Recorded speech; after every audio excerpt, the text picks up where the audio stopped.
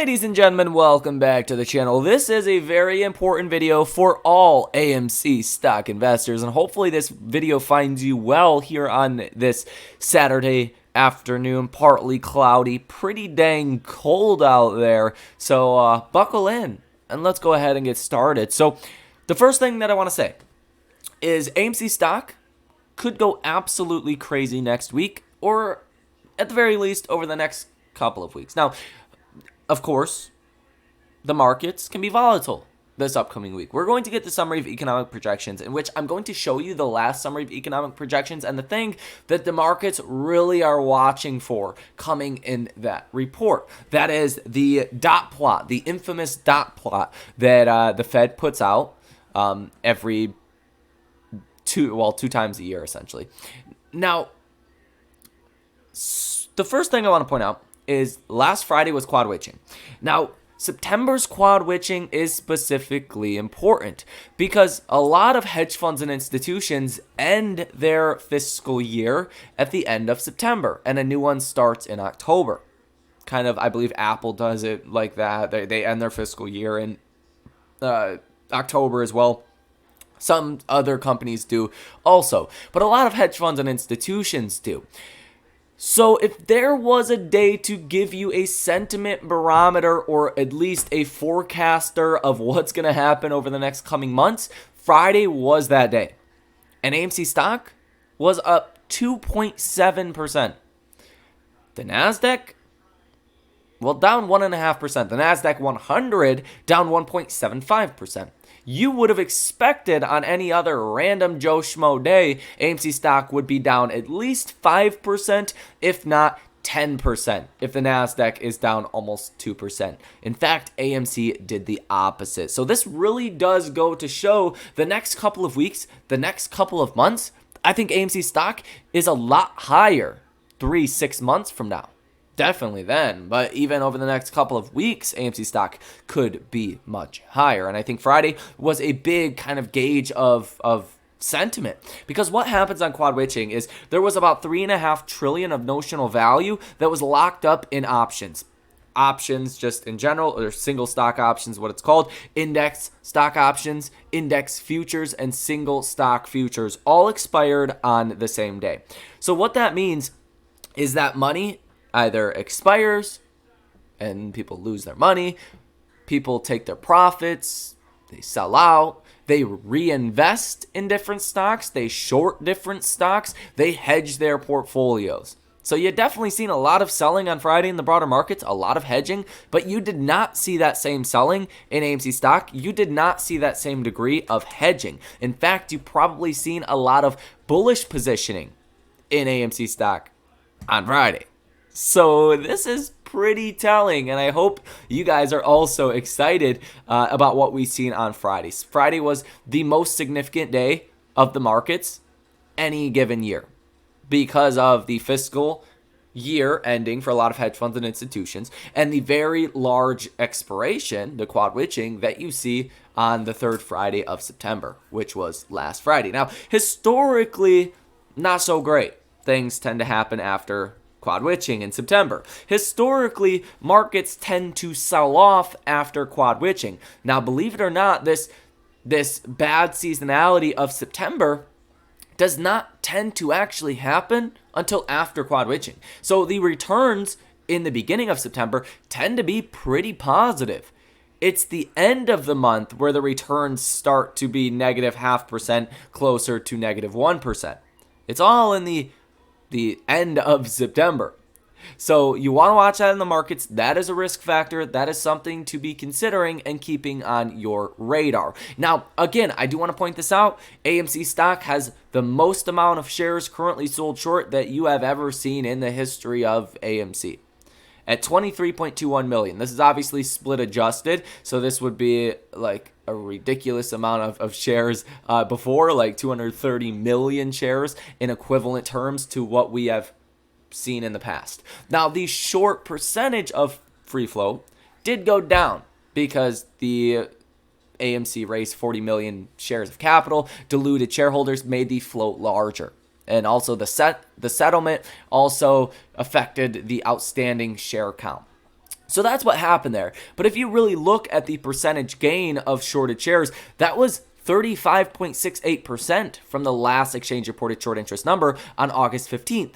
Now, this did only account for AMC down to about $13 per share. So from $13 per share to $7 per share, odds are there was a lot more shares that were sold short in that area as well, in which we'll get that data coming out in about 2 weeks or so. So we just don't know. We can assume there's probably another 2 million or so, maybe more shares that were sold short in that time. So you're looking at a massive amount of shares that are currently sold short with a decently high short interest of free float. I don't think the short interest of free float matters all too much compared to the amount of shares that are sold short. Kind of like the dollar amount, right? In a stock like a Tesla. Tesla has 3% short interest, but Tesla is the most shorted stock on the stock market today. Do you think 3% of the float being sold short matters? No, if there's good news for Tesla and Tesla is doing well, the stock can rally dramatically because there's $23.5 billion in short positions in Tesla, and it's the most shorted stock in the markets, although it's only 3% sold short as far as the free float.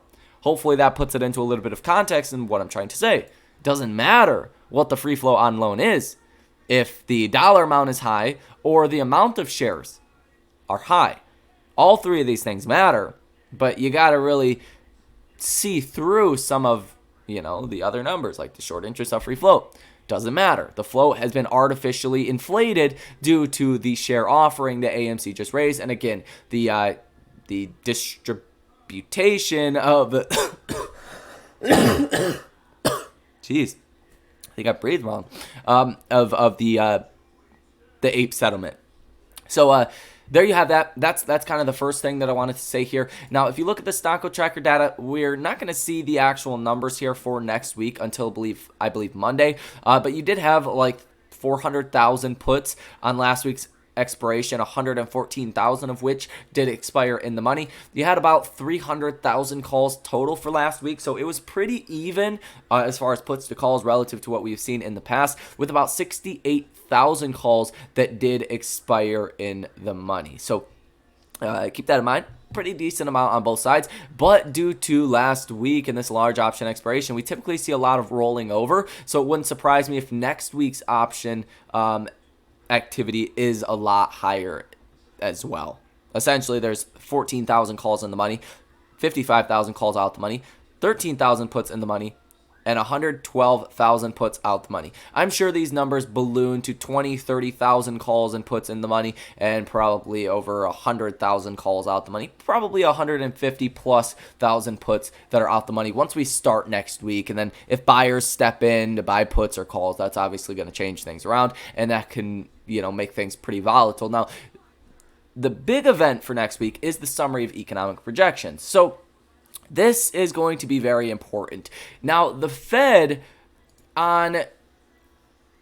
in June updated their summary of economic projections. So let me just give you a quick summary. For March, the Fed was expecting 2023 GDP to be 0.4%. 1.2% in 2024 and 1.9% in 2025. The Fed raised their estimates for 2023 GDP to 1%, dropped their 2024 GDP estimates to 1.1%, and dropped their estimates for 2025 GDP to 1.8%. So a 0.1% drop on 2024 and 2025 GDP estimates from March until June. And they raised their estimates for 2023 estimate for GDP. Keep in mind, none of this matters for 2023. You're almost done with 2023. This new summary of economic projections we're going to get on Wednesday. I should point that out. The Fed does meet Wednesday at 2 p.m. You're going to get this coming out, the summary of economic projections. And then at 2:30, you're going to get Fed Jerome Powell and the actual press conference. 2023 numbers do not matter unless the Fed changes something big. For an example, the last summary of economic projections we got in June, we were expecting 1% GDP for 2023. If the Fed comes out and they revise that back down to 0.4 or lower than that, the markets are going to say, what the hell is the Fed expecting over the next couple of months?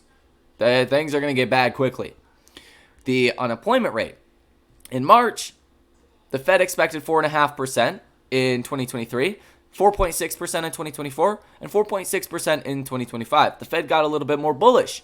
And for 2023, they now expect 4.1% for the unemployment rate, 4.5%, and 4.5% for 2024 and 2025. So lower their estimates. This is all around was bullish. I don't expect this to move around a lot. In fact, it might actually go down a little bit, since the unemployment rate is 3.8%, I believe, is what we just got. So they're pretty in line with what the actual numbers are looking like. Now, inflation estimates, I don't think that's going to move around all too much as well. If anything, that could actually move down, given the weakness we're seeing in the economy. Typically, when there's weakness or you're going into a recession, inflation tends to fall. So I don't expect these estimates to increase all too much, but it is possible. And and let me just tell you right now, stagflation, a lot of people are talking about stagflation. That is high inflation, stagnated growth. Maybe not quite a recession, maybe a small recession, but high inflation. That's your worst case scenario, is if we go through a period where you're in a technical recession, but maybe it's not bad enough to cause inflation to fall to a point where the Fed could cut rates in a big way. That's your worst case scenario. So you want to be watching for that. I don't think that's what the Fed is going to tell us via the dot plot here, but it is possible. Now, the Fed funds rate projection. In March, the Fed expected 4.3% for 2024, and they raised that in June to 4.6% Fed funds rates for the end of 2024. In 2025, in March, they were expecting 3.1%. They raised that to 3.4% by 2025. So they expect higher for longer is essentially it. Now, for 2024, I think this is what could kind of spook the markets. If the Fed were to revise this down to like 3.7% for 2024 and maybe 2.5% for 2025, that would mean they expect a lot of weakness in the economy. And if the federal funds rate did get revised down that low, then you would obviously expect your GDP estimates to come in substantially lower than 1.1% for 2024 and 1.8% for 2025. And the unemployment rate would probably be higher than 4.5%. And that's what you want to be watching for. Unemployment rate over 5% is going to be a problem. GDP less than zero, essentially, forecasting negative, would be a problem as well. A big problem. These are like black swan kind of events. Your Fed funds rate dropping by a lot, well, that's also not going to be a great sign, because that means you're heading into recession. So I think given the state of the economy, there's not a lot of upside you're going to get out of the summary of economic projections. In June, they raised their estimates. They got a lot more bullish on the economy than they were in March. I think that flips quite a bit here this week. So I think that is a big risk factor for our markets. You need to be watching. Now, I don't know if you're hedging out there. I don't know if you're in other stocks besides AMC. I don't know if you're a trader in the markets and you just trade everything. Who knows? If you fall in any of those categories, well, this is important. AMC, this could also move around AMC if the broader markets move. So you really need to pay attention to this heading into this week. And again, this is on Wednesday. This could be a major kind of negative event for our markets. I see very little upside potential from the summary of economic projections. But in a weird way, like we've seen on Friday, if the markets fall a lot, that might push AMC up a lot. So that could be an interesting dynamic if that does play out. And again, the FTD numbers that we do have as of right now. Holy moly. What in the guacamole is going on? Holy crap.